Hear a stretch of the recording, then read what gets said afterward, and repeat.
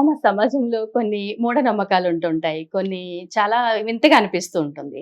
కానీ దేవుడు తలుచుకుంటే ఇవన్నీ ఇంకెవరు ఏం చేయలేరు. అనుభవించాల్సిందే. అమావాస్య రోజు ఎస్పెషల్లీ పిల్లలు పుట్టకూడదు అంటారు. అమ్మాయి పుట్టకూడదు అంటారు. పౌర్ణమి రోజు అబ్బాయి పుడితే మంచిది అంటారు. ఇలాంటివి చెప్తా ఉంటారు కదా! ఇది ఎంతవరకు కరెక్ట్ అంటారు? ఎందుకు పుట్టకూడదు? అసలు పుడితే ఏమవుతది?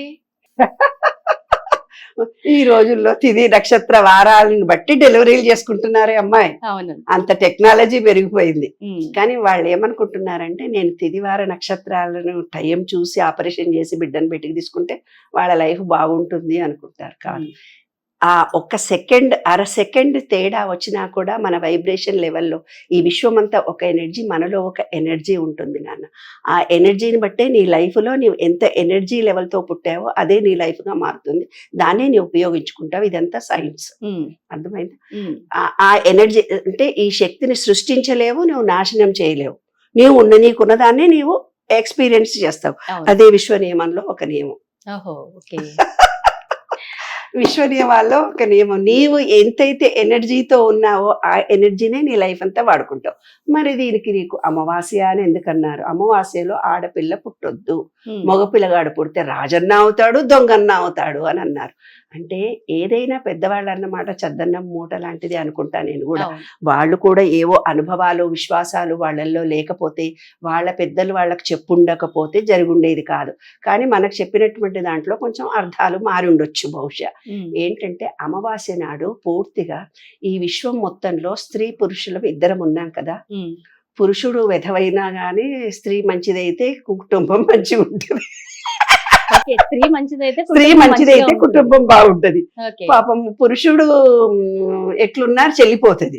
కానీ అందుకని స్త్రీ అనేది అమావాస్య నాడు ఆత్మ ఎనర్జీ పాయింట్ డల్గా ఉంటుంది. అంటే మనసు బుద్ధి పని చెయ్యదు అమావాస్య రోజు. చీకటిగా ఉంటుంది. బుద్ధి చక్రం అంటే బుద్ధి పని చెయ్యదు అమావాస్య నాడు. అమావాస్య నాడే యాక్సిడెంట్స్ జరుగుతాయి మీకు ఎక్కడైనా. దానికి కారణం ఏంటంటే బుద్ధి పని చెయ్యదు ఎవరికి.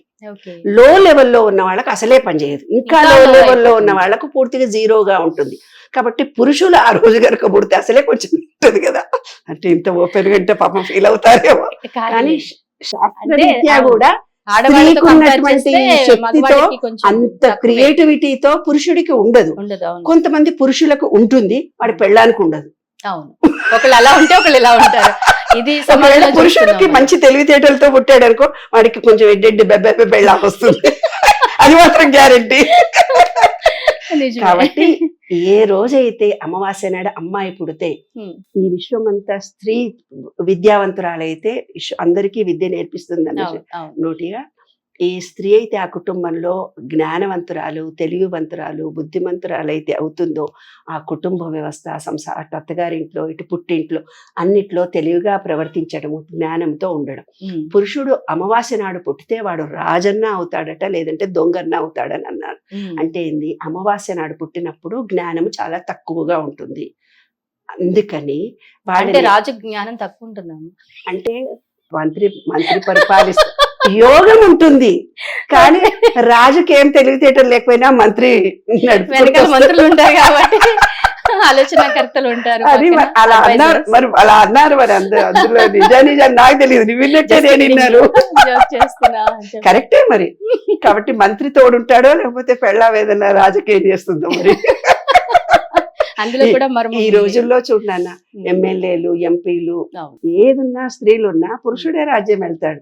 స్త్రీలు ఎన్ని రోజులున్నా, స్త్రీలు ఎప్పుడన్నా మా ఆయన అడిగి చేస్తా అంటుంది ఆవిడ కూడా. ఆమె స్వతంత్రంగా ఏదన్నా చేసినా నన్ను అడగకుండా ఎందుకు చేసావు, ఇంట్లోకి వచ్చినాక మొగుడు ఎంత గొడవ పెడతాడు మనకేం తెలుసు. ఇది కాబట్టి ఒక స్త్రీ పురుషుల్లో స్త్రీ తత్వం ఏదైతే ఉందో, స్త్రీ జ్ఞానం ఏదైతే ఉందో ఆ రోజు పుడితే సంసారాలు ఎలా పాడవుతాయి అన్నది ముఖ్య ఉద్దేశం. పురుషుడు ఒకవేళ స్త్రీ పౌర్ణమి నాడు పుడితే నిండు జ్ఞానంతో పుడుతుంది అమ్మాయి. పౌర్ణమి అనేది చంద్రుడు అనేది మన మనస్సుకు సంబంధించింది, ఆజ్ఞా చక్రానికి సంబంధించింది. నిండు పౌర్ణమి నాడు చంద్రుడిని చూస్తూ లలితాపారాయణం చదువుకుంటాం మనం. దాని అర్థం ఏమిటంటే మంచిగా ఆజ్ఞా చక్రము యాక్టివేట్ అవుతుంది. కాబట్టి ఎవరైనా స్త్రీ పుడితే పౌర్ణమి నాడు పుట్టాలని, తర్వాత పురుషుడు పుడితే అమావాస్య రోజు పుట్టాలని అని ఉండొచ్చు బహుశా. ఇది ఆంతర్యం. సో దాని గురించి అంత భయపడాల్సిన పని అయితే ఏమీ లేదు. లేదంటారు. నువ్వు పుట్టమంటే పుడతారా, వద్దంటే మానేస్తారా? మానేస్తారా? దైవలిఖితం. మీ అంతలా మీరు ఏమనుకుంటారు? నేను ఈ అమావాస్య తర్వాత గడియల్లోనో ముందు గడియల్లోనో నేను చేసుకుంటాను అనుకుంటాను. అన్ని తెలిసినోడు అమావాస్య నాడు చచ్చిపోతారట, ఏం తెలియనోడు ఏర్రోడు ఏకాదశి నాడు చచ్చిపోతారని ఒక శాస్త్రమే ఉంది. ఆహా, ఇది కూడా ఉందా? ఉంది నాన్న. అన్ని అన్ని ఎరకగలిగినమ్మ ఏకాదశి నాడు, ఏవి ఎరకలేనోడు ఏకాదశి నాడు చచ్చిపోతారట. అన్ని తెలిసినోడు అమావాస్య నాడు చచ్చిపోతారట. పెద్ద పెద్ద పీఠాధిపతులు వాళ్ళంతా.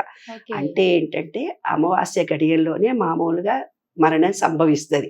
ఎవరైనా అనారోగ్యంతో ఉన్న అమావాస్య లోపలనే చనిపోతారు.